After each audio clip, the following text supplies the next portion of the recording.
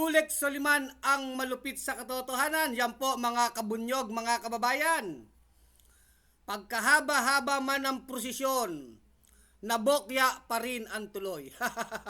Yan po nabokya po si Sara Duterte sa pinakahuling botohan ng House Justice Committee tungkol po sa pagdedetermina ng probable cause ng impeachment complaint laban kay Sara, no? So ang pinagbotohan po ay probable cause. At ang naging botohan po ng House Justice Committee 53-0. 53 yes, may probable cause. Bokya, walang probable cause. Ibig sabihin, wala pong bumoto para kay Sara Duterte, no? Nagtaka tayo, nasan sila Bong Suntay dito, no? Anyway, ano bang nangyari, no? Anyari, no? Sabi nga talagang pagkahaba-haba man ng posisyon ay mabobokya pa rin. Ano pong nangyari dito? I-define po natin yung probable cause. Ano po ba yung probable cause at gaano yang kahalaga?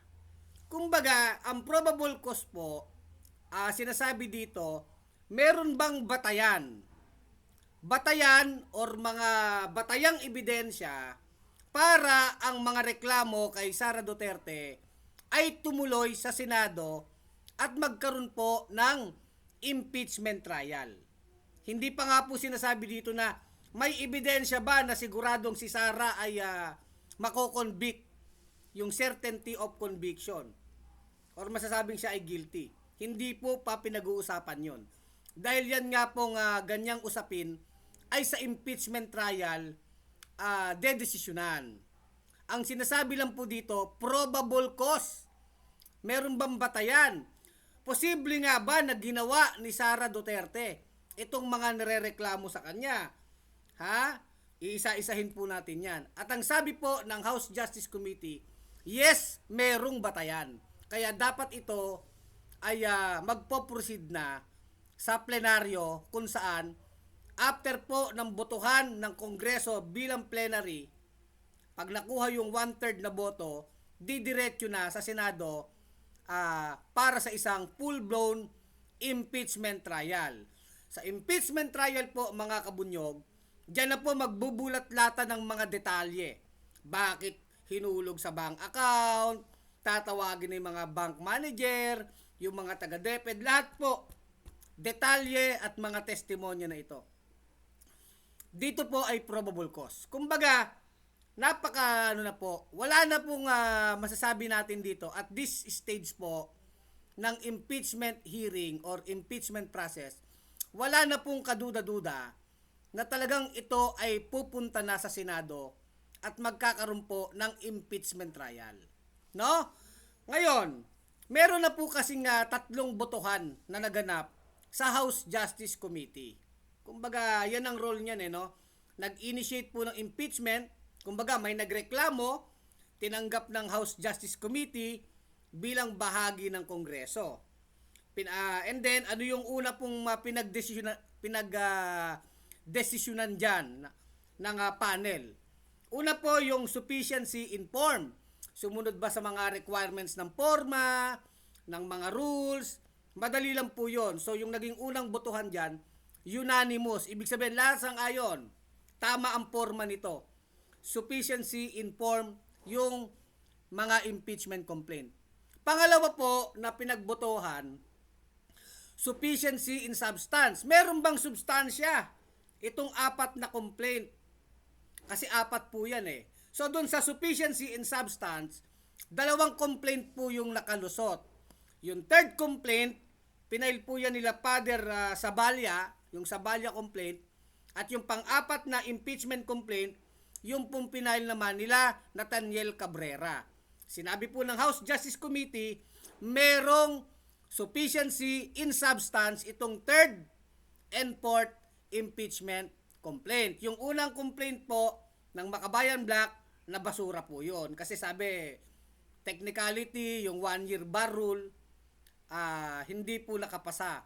Yung second impeachment complaint po naman ng civil society ng Akbayan, I think, na ano rin po yan, inatras na po. So ang tumuloy ay itong third and fourth impeachment complaint, yung Zabalya complaint, tsaka yung Cabrera complaint na sinasabi sufficient in substance. O, di ba? Ngayon, ano pong nangyari na sumunod na proseso? Sabi po kasi ng Supreme Court sa unang desisyon ay dapat binibigyan ng due process yung nirereklamo. Kaya pinasagot si Sara Duterte. Dito po sa pagdinig naman ng probable cause. Kaso yung sagot niya naman sa House Justice Committee ay hindi siya sumagot. Kumbaga sumagot siya pero ang mga sagot niya ay pinupolitika siya, walang batayan, general denial, blanket denial. Kaya ngayon po, tinatawag lang ng sinabpina ng House Justice Committee yung mga bank account, SALN, para lang po malaman kung may probable cause. Hindi pa nga para mangalap talaga ng ebidensya.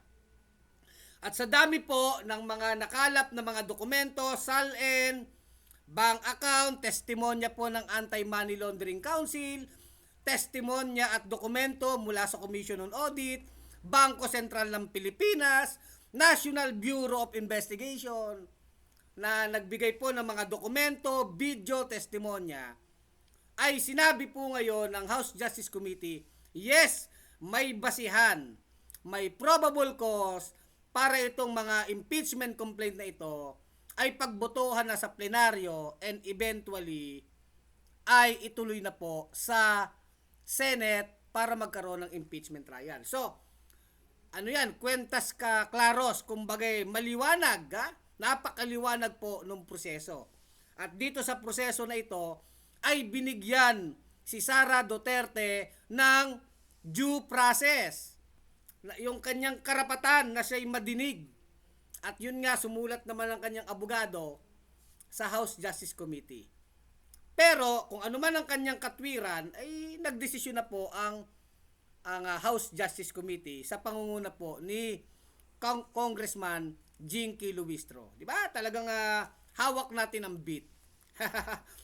Ngayon po si Sara, dyan po sa botohan sa probable cause, 53-0, bokya.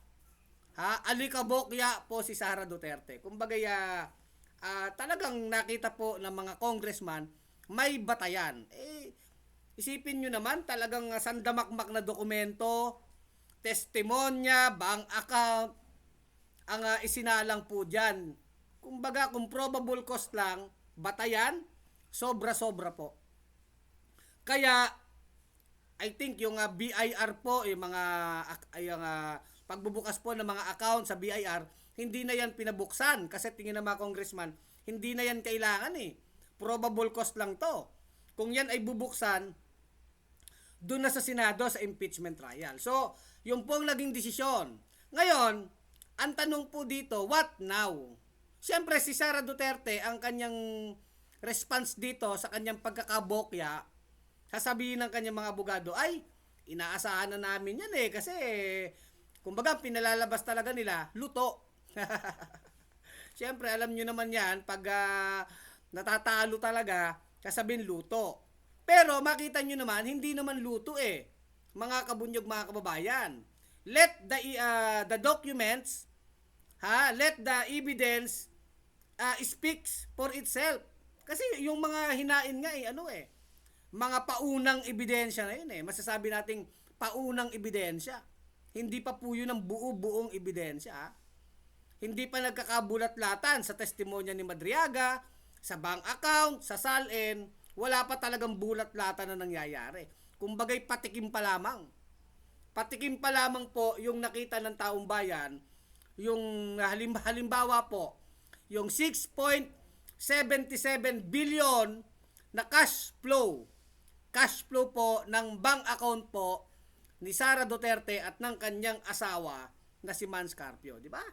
Yung kanilang conjugal, kung masasabi nating mga conjugal bank accounts, di ba? Cash flow umabot po ng 6.77 bilyones. O, di ba? Saan galing ang mga pera na yan? Hindi pa po tinatanong yan. Kaya dito ang pinag-uusapan lang probable cause. Kumbagay, maaari nga ba? Meron nga bang matibay na mga posibilidad na itong mga krimen na nirereklamo si Sara Duterte ay talagang nangyari at ginawa niya? Meron bang ganung mga batayan? At yan po ang sagot. Naghuhumindig na katotohanan. 53-0. Kaya bokya talaga, no? Yung una po kasi, yung sufficiency informed, unanimous decision, then yung sufficiency in substance, nung nagbotohan, 54-1. 54-1, ano? Ang tanging bumoto po, pabor kay Sara, itong si, Mr. Imagination. Itong si Congressman Suntay, ano? Malawak ang imagination nito. So, siya ang tanging bumoto sa substance. 54-1-0. Pagdating po dito sa probable cause, 53-0. Bokya talaga. Kumbaga, walang kahirit-hirit no? Talagang, kumbaga sa manok, pagsabong na ganon, nakili-kili agad. Kumbaga, agad, bulagta po agad talaga. Bulagta. So ngayon, ang tanong dito mga kabunyog, mga kabayan, ayan, may probable cause na. Ano na ang susunod? Anyari, kumbaga, ano lang mangyayari po mga kabunyog dito? So ito po ay tutuloy na sa plenaryo. Ibig sabihin, yung buong kongreso, 317 congressman, kung di ako nagkakamali, magbobotohan na po yan kung ito ba ay itutuloy sa Senate. At ang kailangang boto dyan ay one-third po. So mga around 103, 104, or 105 na congressman. So kung meron na pong 54 dito, kailangan na lang ng 50. Babiyahin na po. Ha? 50 pasaheros na lang, babiyahin na po sa Senado, no? Sino bang caller dito, Sinong barker dito, no? Biyaheng Senado na po ito sa Pasay, ano? Itong reklamo na impeachment kay Sara. Ngayon, ang sigurado po diyan, madali na pong makuha yang 105 or 106 or more na boto, one-third po ng congressman. Sigurado po tayo, in the bag na yan. Kumbaga na yan, pasok sa banga na, no? Na talagang yan ay makukuha na yung one-third na boto. Easy na po yan.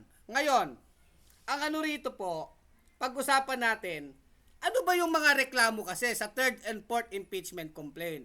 Bakit nakitang may probable cause? Ito po, isa-isahin natin. Betrayal of public trust, hinudas ni Sara Duterte or pinagkaluno ni ni Sara ang pinagkaluno ni Sara or hinudas ni Sara ang tiwala ng taong bayan. Betrayal of public trust. Pangalawa po, graft and corruption. Pangatlo, culpable violation of constitution. Matinding paglabag sa ating konstitusyon. Kumbaga, culpable. Hindi siya simpleng violation ng constitution, culpable. Ibig sabihin, napakatindi po ng paglabag sa ating saligang batas. Yan po yung mga complaint sa kanya. At ano yung laman? Ito po yung mga laman. Ano yung mga substansya? Una po, dun sa Balya complaint, yung maling paggamit po ng confidential fund. O yun. So, yung mga ebidensya, mga resibo, Mary Grace Piatos, yung testimonya po ang pangalan ni Gina Acosta, na binigay kay Kernel Chica, cold cash, may mga ganun. Yung testimonya ni Madriaga, na nagde-deliver ng pera sa ombudsman, nagde-deliver ng pera dito, cold cash, confidential fund. Yan po yung misuse of confidential fund. Pangalawa, corruption as DepEd Secretary. Yung po naman testimonya nila Gloria Mercado, na sinasabing sila'y sinusuhulan, may envelope na pinakita, di ba? So, hindi pa to trial, Ano pa lang to, determination ng probable cause. Yan po yung mga isa-isang complaint. O threat to assassinate si PBBM, yung pumbanta ni Sara Duterte na papatayin si PBBM, papatayin si Lisa Araneta, papatayin si Martin Romualdez. Doon po sa isang video, pinakita din po yon. Yung video ni Sara na sinasabi nga ng NBI, hindi naman fake news yon, hindi yung fake video. Totoong sinabi ni Sara yon, which is tingin ko naman, inaamin naman niya ni Sara na siya talaga yon. Na yan naman isang live broadcast po sa social media. Kausap ni Sara yung mga vlogger, sabi niya binabantaan niya yung Pangulo na talagang kumausap po siya ng hired killer na papatay kay kay PBBM, kay Lisa, at kay Martin Romualdez. So, public knowledge na po ito, no? And then, dito naman sa Cabrera complaint, SALN naman, irregularities, yung omission, hindi kumpleto ang SALN, tapos unexplained wealth, dyan na po papasok yung mga 6.77 billion na cash flow niya, di ba? Saan galing yung billion-billion na yon? Tapos sinasabing naguhulog si Sami Uy. Ha? Anong relasyon niya kay Sami Uy? Bakit may mga ganung halaga? And then yung command responsibility sa paggamit po ng public fund. So, grabe po yung mga reklamo at grabe po yung mga inilatag po na mga masasabi nating paunang ebidensya. Again, ang aking word dito ay mga ebidensya po ito, pero kumbaga pauna, patikim pa lang. Pero dito po sa mga ebidensyang ito, testimonya, dokumento, bank account, patikim pa lang, tingin natin dito pa lang makukonvict si Sara eh. Kumbaga antibay ng mga ebidensya. Halimbawa, bank account. Paano mo papasinungalingan ng bank account? Bank account yan. Hindi na pepeke ang bank record. Pangalawa po, yung video ni Sara na sinabi niyang kumausap siya ng killer na papatay kay PBBM, kay Lisa at kay Martin. Video yun eh. Paano niya yun papasinungalingan? So, ang sinasabi ko po dito, ito yung mga reklamo, na mga substansya ng reklamo, betrayal of public trust, graft and corruption, culpable violation of the Constitution. Di ba? May batayan ba? Napakadaming batayan at hindi na nga lang batayan. Mga paunang ebidensya na ito ay dadalhin lahat sa Senado. Yan na po, biyaheng Senado na, impeachment trial. Doon po ay mauobliga na si Sara Duterte na humarap. Sa ayaw niya at sa gusto. Kung hindi siya harap doon, talo siya talaga. Kasi sasabihin ng tao, yan ang pagkakataon mo, Sara. Kasi doon sa House Justice Committee, ayaw mo humarap eh. Sabi mo, sa Senado na lang tayo magkita-kita. Di ba? Sabi nga ni Sara, bloodbath. Pero yung bloodbath niya, mukhang anong nangyari sa bloodbath niya? Kumbaga, walang nangyari sa bloodbath niya. Hindi siya humarap sa House Justice Committee. So pag ito po ay naisampan na sa Senado, haharap na siya. Sasagutin niya na ito paisa-isa. At dito po, halimbawa yung testimonya ni Madriaga, dedetalyihin na doon. Detalyado na yun. Mas matinding mga detalye. Saan, kailan, sinong kausap mo, may mga CCTV camera ba dyan, paano mo ito nakilala? Kasi doon sa House Justice Committee, bawal po yung mga tanong na probing question, yung para ka nang nag-iimbestiga. Naalala natin, di ba? Doon sa House Justice Committee, sa determination po ng probable cause, bawal magtanong yung mga congressman ng mga tanong na probing or parang nag-iimbestiga na. Ang sinasabi lang po doon, ang pwedeng tanong ay yung clarificatory question. Ibig sabihin, i-clarify mo lang. Ito yung sinabi mo, ito yung dokumento, tama ba yung aming pagkakaintindi na ganito? Clarificatory question. Di ba? Kaya hindi pa pinalalim yung mga pagtatanong sa House Justice Committee. And yet, napakatindi na po ng reaksyon ng taong bayan dyan. Grabe pala talaga. Ang ginawang pag-uutos kay Madriaga, ang kapal pala ng mukha talaga, di ba? Grabe pala ang bank account ni Sara. 6.77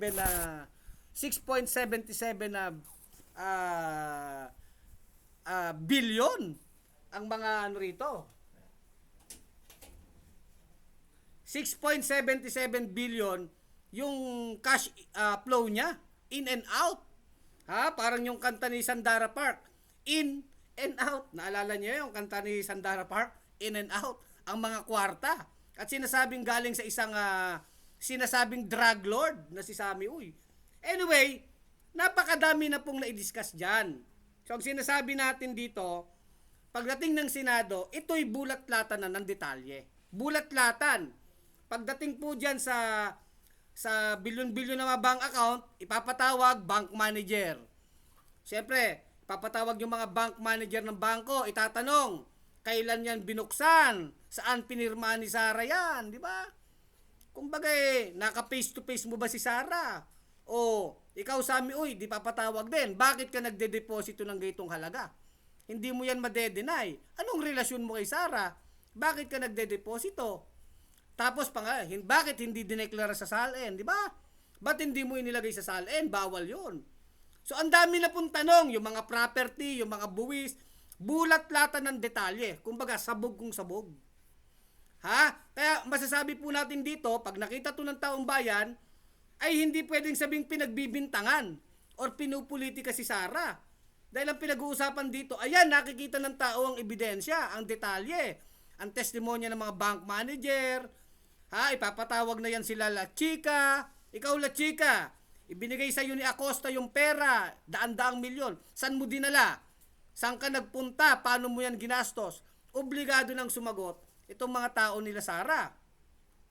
Kahit po itong sila Gina Acosta, na tao niya po sa Office of the Vice President. 'Di ba? Alam nila Acosta yan na nanginginig na rin itong mga tao ni Sara. Either pagtatakpan nila si Sara or masasangkot sila at masasabit sila kasama ng kanilang amo. Either kakanta na lang sila Gina Acosta, sila La Chica, para maging witness. Kumbaga, ano na lang, aamin na po kami, ba? Aamin na po kami, Your Honor, na kami kasangkapan dito ni Sara. Binigay ko po kay ganito ang pera. Kumbaga, kung ikaw sila Gina Acosta, sila Kernel La Chica, Nolasco, kung sino pang mga tao niya dyan, mga accountant niya, bagman niya, ay kesa sumabit ka at pati buhay mo ay masisira ng tuluyan, makukulong ka. Eventually, makukulong sila dito dahil after ng impeachment trial, ano man ang maging hatol dyan, sigurado tayo, isasampa po ang kriminal na kaso sa korte. Criminal case na po ito pagkatapos ng impeachment trial. At alam ng mga tao ni Sara, pag sila ay talagang nagpagamit pa kay Sara, pati sila sasabit. Pati po sila ay makukulong. At ang pagkakakulong dito, patong-patong itong plunder. Sus Mariosep, daan-daang milyon po ito. Daang-daang milyon ang pinag-uusapan dito. Alam niyo naman ang plunder, pag ikaw ay na-issue ng arrest warrant, ay kulong po ito, kulong habang buhay, walang piyansa. Makakalaya ka lang pag na-acquit ka. Pero yung pong yung mga ebidensya, di ba? Yung quantum ng ebidensya ay napakatibay, napakalaki. Talagang bagsak po sa selda ito. So yan ang iisipin ng mga tauhan ni Sara. Either ililigtas nila ang sarili nila, pero para gawin nila Acosta yan, nila Nolasco, nila La Chica, at kung sino pa, kailangan na nilang sabihin yung totoo. At eventually, ilalaglag na nila ang kanilang among tunay. Yan po ang istorya ng impeachment trial. Hindi ka naman pwedeng neutral. Hindi. Naging kasangkapan sila Kaya ang magdidiin talaga kay Sara, hindi lang mga ebidensya, hindi lang mga bank account. Yung mismong magiging testimonya ng kanyang mga tauhan. Bakit mo binigay ang pera? Saan dinala ang pera? Ikaw Nolasco, ikaw La Chica, pagkaabot sa'yo, pera ng bayan yan. Sino yung Mary Grace Piatos na yan? Taga saan yan? Paano mo binigay yan? Bakit mo tinanggap ang pera? Sigurado ka? What if may matrace pa dyan na bank account ni Nolasco at La Chica? Diba? Mga property nila. Natingin po natin ngayon, kahit yung mga tao ni Sara, hinahalugog na ang mga property niyan. Ganyang katindi po ang paglilitis. Mga kabunyog, mga kababayan. At dito, pag nakita po yan ng taong bayan, hindi sasabihin nila Sara lang basta na, ay, pinupolitika kami Ay, inventong kwento to. Ay, ito, pagbibintang ito. Hindi po Napakaliwanag na nung mga ebidensya nung mga testimonya. Yan po lahat mabubulat-lat sa impeachment trial. Kaya alam natin itong nabokya si Sara dito po sa probable cause, which is inaasahan natin, ito po'y patikim pa lamang ng kakaharaping kalbaryo ni Sara Duterte sa kailangan niyang daanan ito na pagliliti sa kanya. Hindi lamang po ng Senado pagliliti sa kanya ito ng mamamayang Pilipino, sapagkat lahat yang mga pera na yan na sinasabing winaldas niya ay pera yan ng taong bayan. Pera ng taong bayan yan. Kaya manonood makikinig, magmamasid ng mabuti ang mamamayan dito sa proseso ng impeachment. At hindi naman habang buhay ay maloloko ang mga Pilipino. Darating din ang punto, ang oras, na marami talaga kahit mga DDS magigising sa katotohanan. Grabe ang ginawa ni Sara. At masasabi po nila yan, mga kabunyog, mga kababayan, hindi dahil sa mga propaganda sa social media. Kung hindi nakita ng taong bayan, nakita ng mamamayan, ang sangkaterbang ebidensya, ang sangkaterbang mga pruweba, ang katotohanan na ito nga ay ginawa ni Sara Duterte. Yan po ang magiging istorya ng paghahabol natin ng katarungan para sa bayan. So maliwanag po, Kulex Soliman ang malupit sa katotohanan sa bunyog pagkakaisa. Mga kabunyog, mga kababayan, tuloy ang laban. Bunyog, bunyog, halikan na kasama ka. Bunyog, kapag buklod ay may pag-asa. Luzon, Visayas, Mindanao, isa ang pananaw. Sa bagong Pilipinas ang bunyog isisigaw. Bunyog.